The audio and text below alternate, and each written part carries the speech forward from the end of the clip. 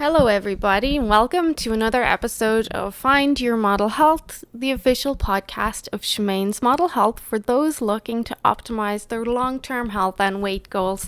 I am Shemaine Linney. I'm a biohacker and fitness and nutrition expert, and I'm very happy to have you back with me for another episode. I hope you're keeping very, very well. And this week, we are going to be looking at an article that was sent to me about red meat being connected to the increased risk of cardiovascular disease and cancer. Before we go on, I must stress that the information in these podcasts is for informational purposes only and should not be taken as medical advice. Please do consult with your doctor before making any lifestyle changes. Okay, so this study was sent to me, and I'm sure you're all familiar with the China study. There's a lot of talk, not so much now with the carnivore diet on the increase and the ketogenic diet being so popular, but there's always been a lot of talk about red meat consumption and it being connected to diseases. So I was sent this study by a client and they asked pretty much what everyone says, hey, what do you think of this? So I figured I would just do a podcast on it to answer her. So this study was actually done, well, the article itself was actually done in 2012. And it is in the Harvard School of Public Health. So it's on their website, and the title is Red Meat Consumption Linked to Increased Risk of Total Cardiovascular and Cancer Mortality. Okay, so I kind of wanted to give you guys an idea of what I thought of this study. Like I said, the ketogenic diet is pretty popular now, and the carnivore diet's definitely on the increase. I am neither. I am an omnivore, which means I eat everything, but I definitely do love some red meat. I love a good inside round steak with some cowboy butter and Brussels sprouts. It's one of my favorite meals. But, so, according to this Harvard study, red meat is linked to cancer and cardiovascular disease. Now, every day we see studies saying one thing and then saying the other thing a few months later, and then people don't know their left from their right. They don't know up and down what's going on in the health industry. We saw it with fat, we've seen it with carbs, we are seeing it with meat. So there's a lot of who's right and who's wrong. So I want to break down the research and show you why this study isn't all it's cracked up to be and what to look for to know if a study holds true merit. So there's some simple items that need to be looked at first. Once observed, it's easy to view the shortcoming of a study like this linking meat to cancer and cardiovascular disease.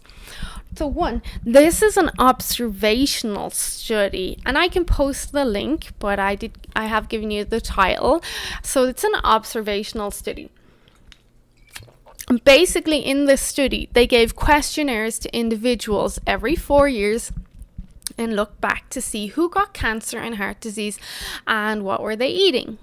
The problem with this type of study is there can be other confounding variables like the person ate processed hot dogs as well as a simple sugar or gluten-rich bun, or the person ate sausage and meatballs that were on top of a pizza with other trans fats.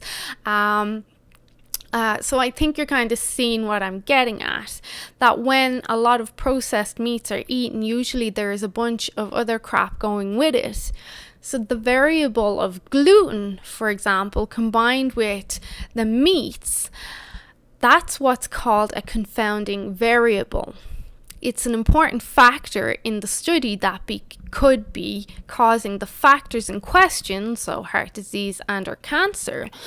So we need to do specific studies that actually isolate the meat from the bun or the pizza to control for those variables. To actually prove cause and effect, we would need to conduct a clinical trial. So a clinical trial is where you isolate different groups, where you can control for the diet and also have a placebo group to compare. An epidemiological study like this Harvard one can only conclude correlation. Correlation and causation are two different things. It's like how grey hair is correlated with aging, but that doesn't mean that grey hair causes you to age.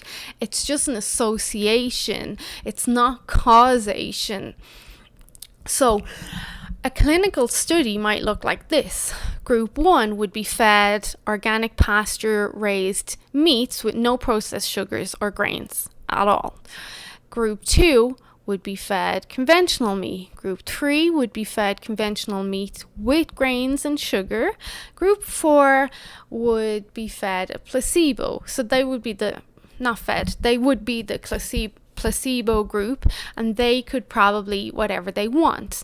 So to take it one step further, we could make the study blinded or double blinded, where the patients don't know what group they are in and the scientists don't know what each patient is eating. This then controls for any pre-existing biases that the scientists or the patients might have, okay? So then these people would live in a metabolic ward for, let's say, 4 to 6 months or whatever. So they were actually fed the foods in questions that each group is supposed to have. So as you can see, studies like this are incredibly expensive, and that's why they're not done as much, or that's why they're not funded as much, especially when there is this thin line between biases. So we end up using less expensive epidemiological studies, using surveys like this one, and then extrapolating the information to the public like it's truth, where in my opinion it's more like a scare tactic. So epidemiological studies like this Harvard one, they only help you to produce a hypothesis. Like, I think meat causes cancer and cardiovascular disease, but there is no proof. So where we would get our proof is from that double-blind, placebo-controlled clinical study that would test the hypothesis. It's irresponsible to extrapolate that information done in an epidemiological or an observational study and then put it to the media to scare everyone before a clinical trial has been done. That's very irresponsible. Again, I think it is some form of scare tactic depending on where the study's coming from. And these studies never control for the quality of the meat either. So organic pasture raised versus free range versus antibiotics versus hormone free versus conventional factory farmed animals. They're all very different. This study controls for processed versus non-processed, but you can still eat bacon, which to many is considered processed. And it could be bacon from organic fed pastured sources of pork, or it could be conventional. Both are very different. The quality of the animal meat matters, but this study conveniently ignores this. So personally, I do believe that conventional meat is bad for you, especially when it's combined with simple sugars and trans fats or hydrogenated fats or high gluten breaded pizza bases and, dare I say, charred or barbecued. I know I'm going to get some hate for that. But not because of the meat in general, but because of the quality of the meat and the hormones and the antibiotics and the poor quality of the food that it's combined with, as well as the poor quality of the food that animals were fed before it ended up on your plate. So in other words, animals that are treated well and fed well, they have the potential to provide wellness to the person that consumes them. And we're seeing a lot more come out about this, especially with the carnivore our diet on the increase, especially when we're looking at high quality meats and organ meats, and the dense nutrition they can provide us and play a big part in wellness. Whereas animals that are treated badly and they're fed like crap and injected with antibiotics, they don't have the ability to convey health to themselves, let alone the person that consumes them.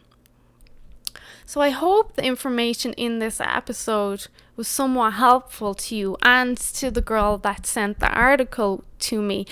And it just kind of makes you question articles and studies like this, especially when you see how they've been conducted. Is there that bias? Is it looking at all angles as it should be? Was there a clinical trial done? Was it double-blinded? And so on and so on.